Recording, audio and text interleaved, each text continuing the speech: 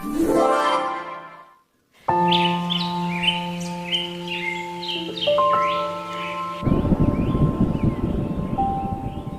रहे हो रफीक, हमारा घर अब नाव से भी ज्यादा तैर रहा है।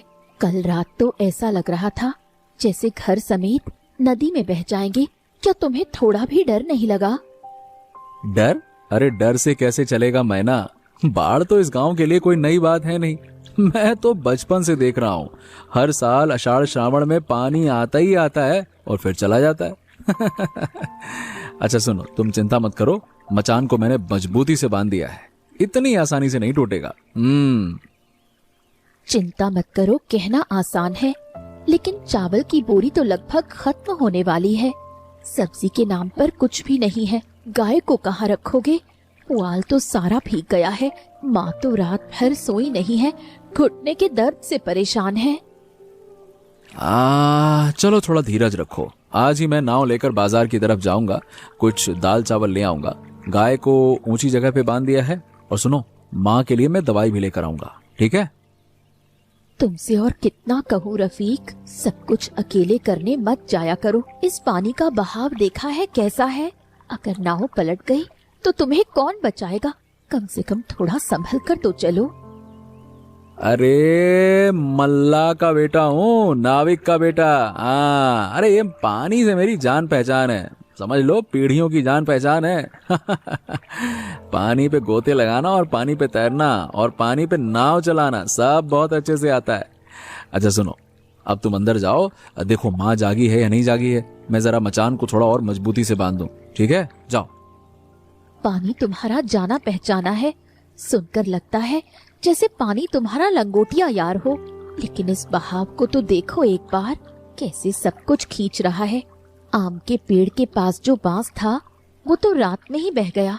तुम्हारा इतना हौसला देखकर मुझे और ज्यादा डर लगता है। अरे बाबा, तुम डरती हो, वो तो तुम्हारा प्यार है मैना। लेकिन डर कर बैठे रहने से तो संसार नहीं चलेगा।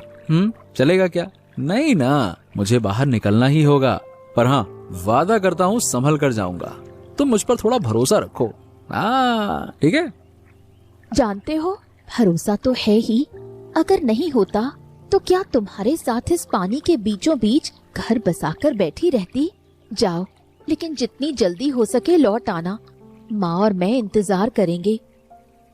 अरे बाबा, लौट आऊंगा मैं ना, चिंता मत करो। और सुनो, माँ को घुटने की सिकाई करने के लिए थोड़े से गर्म पानी में नमक घोल कर दे देना। कल रात माँ कह रही थी कि घुटना और ज्यादा अकड़ गया है। मैना बेटी, इस गीली लकड़ी से काम नहीं चलेगा। कल जो सूखी लकड़ियाँ मैंने छप्पर के नीचे रखी थी उन्हें ले आओ। बाढ़ आई है तो क्या हुआ, हांडी में भात बनना बंद नहीं होगा। जब तक ये बुढ़िया जिंदा है तब तक इस चूल्हे में आग जलती ही रहेगी। माँ, आप इतनी तकलीफ उठाकर क्यों बैठी हैं? आपके घुटने में दर्द है, अंदर जाकर थोड़ी देर लेट क्यों नहीं जाती? मैं खाना बना लूंगी, आप बस बता दीजिए कि क्या क्या करना है। अरे नहीं बेटी, मैं बैठकर क्या करूंगी? ये चूल्हा ही तो मेरा साथी है। तुम्हारे ससुर जब जिंदा थे तो इससे भी भयानक बाढ़ देखी है, उस मुकाबले ये तो कुछ भी नहीं है। चावल है, पानी है, नमक है, इतना होने से ही संसार चल जाता है बेटी। आपकी बातें सुनकर मुझे शर्म आती है माँ। मैं थोड़ी सी मुसीबत में ही घबरा जाती हूँ। आपने जिंदगी में कितना कुछ सहा है। शर्म की कोई बात नहीं है बेटी, तू तो इस गांव में नई आई है, अभी सिर्फ 3 साल ही तो हुए हैं। मैं इस गांव में 40 साल से हूँ। कितनी बाढ़ देखी है, कितने तूफान देखे हैं। पानी देखकर डरने से कैसे चलेगा, धीरे धीरे देखने की आदत हो जाएगी। अच्छा माँ, आज बासी भात और हरी मिर्ची के साथ खा लिया जाए। सूखी मिर्चें कुछ रखी हैं, उनकी चटनी बना लेती हूँ। रफीक को तो बासी भात खाना बहुत पसंद है। हाँ बेटी, बिल्कुल अपने बाप पर गया है। बासी भात और हरी मिर्ची मिल जाए तो उसे और कुछ नहीं चाहिए। अच्छा, थोड़ा प्याज है ना, थोड़ा प्याज बारीक काट कर दे देना बासी भात के साथ। और कल से हम पानी से मछलियां पकड़ेंगे। बाढ़ के पानी में मछलियां तो अपने आप ही आ जाती हैं। माँ, आप बिल्कुल सही कहती हैं। तकलीफ के बीच भी आप उम्मीद की बात करती हैं। हमें तो सच में डरने की कोई जरूरत नहीं है ना? डर किस बात का बेटी? ऊपर वाला है, उसने पानी दिया है, वही हटाएगा भी। माँ, आपकी ये बातें मेरे दिल को हिम्मत देती हैं। सच कह रही हूँ, अगर आप न होती तो शायद मैं कल रात को ही रोना शुरू कर देती। आपको शांत देखती हूँ, इसलिए मैं भी खुद को संभाल लेती हूँ। रोने से क्या होगा बेटी? क्या रोने से पानी कम हो जाएगा? बल्कि हाथ में कोई काम ले ले, मन अच्छा रहेगा। मुझे पकड़कर थोड़ा सा उस तरफ बैठा दे। चूल्हे के धुएं से आंखें जल रही हैं। माँ, मेरा हाथ पकड़िए, धीरे धीरे, घुटने पर ज्यादा जोर मत दीजिएगा। अरे नयन, इधर इधर इधर इधर। हाँ, नाव को मचान से बांधो। हाँ। और भाई, कहाँ इतनी सुबह सुबह कहाँ से आ रहे हैं? अरे बोरी में क्या है? अरे भाई, सुबह से निकला हूँ। हमारे घर के पीछे जो ऊंची जमीन है, वहाँ कुछ साग सब्जियां हुई थी। पानी अभी वहाँ तक पहुँचा नहीं है। माँ ने कहा कि चाची लोगों को दे आओ, और इस पोटली में कुछ सूखी मिर्च और प्याज है, बस। वाह, क्या बात है। चलो, अपनी माँ को मेरा प्रणाम कहना। इस समय ये सब सोने से भी ज्यादा कीमती है भाई। बाढ़ के टाइम में यही तो चाहिए, खाना पीना, दाना पानी। अच्छा सुनो, तुम थोड़ी देर बैठो। अब देखो, चाय तो नहीं है पर पानी पी लो। बहुत दूर से नाव चलाकर आ रहे हो ना। अरे भाई, पानी की तो बात ही मत करो। पानी की कहीं कमी है क्या? जहाँ तक नजर जाती है वहाँ पानी ही पानी है, चारों तरफ पानी ही पानी है। खैर हाँ, साफ पानी दे दो तो गला थोड़ा सूख गया है तो तर हो जाएगा। अच्छा रफीक, जूही का घर तो काफी निचली जगह पर है, क्या वहाँ भी पानी घुस गया है क्या? ओ हो, क्या बात है। जूही की खबर? तुम तो खबर पूरी रखते हो भाई। बाढ़ में चाहे जूही हो, चाहे चूहा हो, चाहे शेर हो, सबका घर डूब जाएगा। तुम्हारी चिंता सिर्फ जूही के घर को लेकर रहती है। मैना सही कहती है। तुम्हारे दिल में हमेशा एक मछली उछल कूद करती रहती है, और उस मछली का नाम है जूही। क्यों क्यों क्यों? बोलो बोलो बोलो बोलो बोलो बोलो। अरे वो नहीं नहीं नहीं, मैं तो बस अब क्या है कि एक घर पूछ लूंगा तो बाकी घर की खबर मिल जाती। मैं तो ऐसे ही पूछ लिया। उसका क्या है, घर नीचे है ना, इसीलिए चिंता हुई। गांव के नाते पूछना कोई गुनाह तो नहीं है ना। तुम इतना ताना क्यों मारते हो? जूही का पूछ लिया तो हाँ, नहीं तो। अच्छा ठीक है ठीक है ठीक है, गांव के नाते ही सही, समझ गया, सब समझ गया। पर सुनो, सुना है कि जूही के घर में पानी घुस गया है। वो लोग पास वाले चाचा के घर चले गए हैं। मैना ने कल जूही से बात की थी।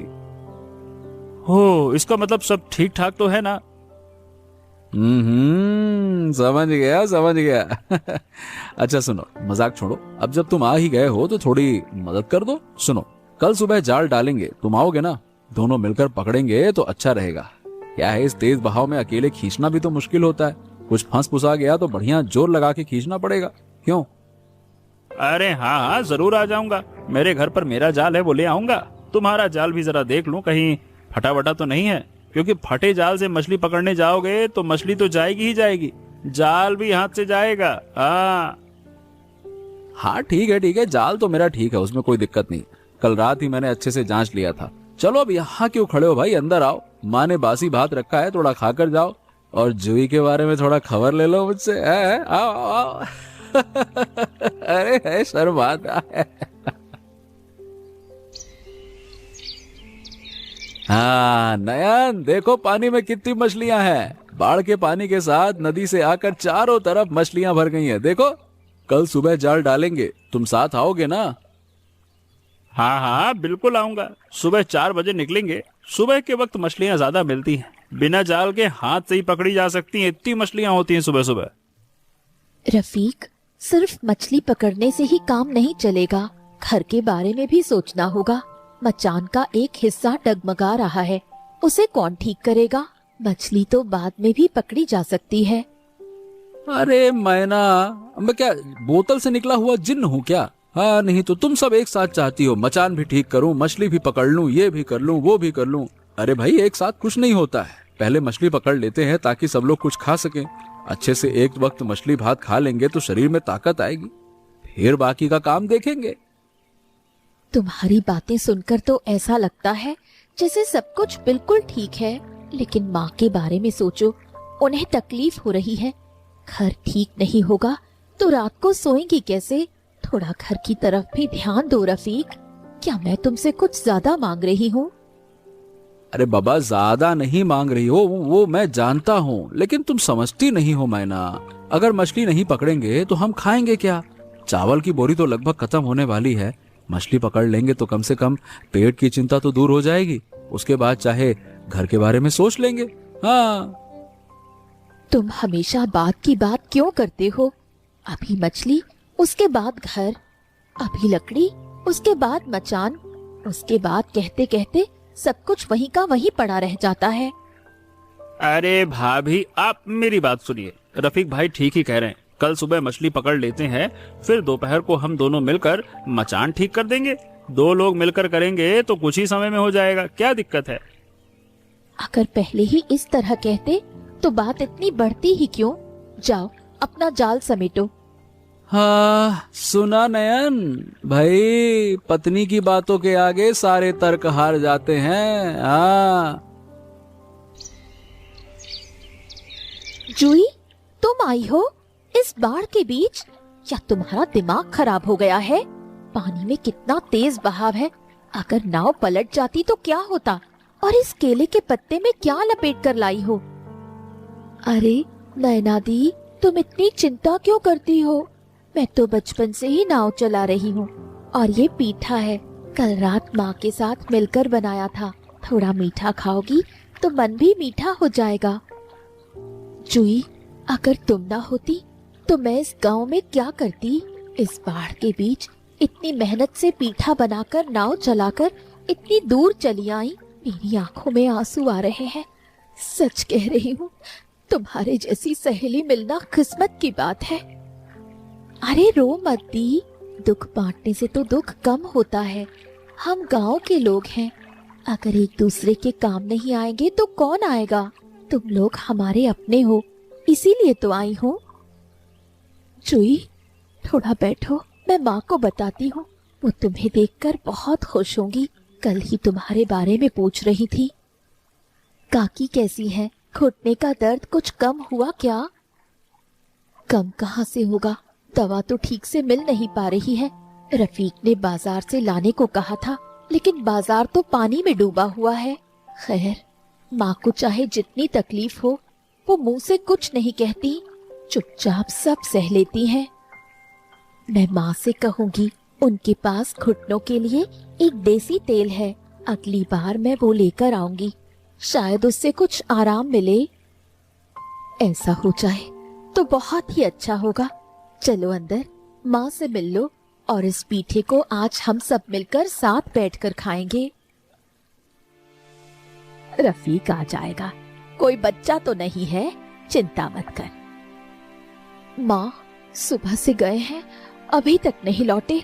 क्या मछली पकड़ने में इतना समय लगता है? उन्हें घर संसार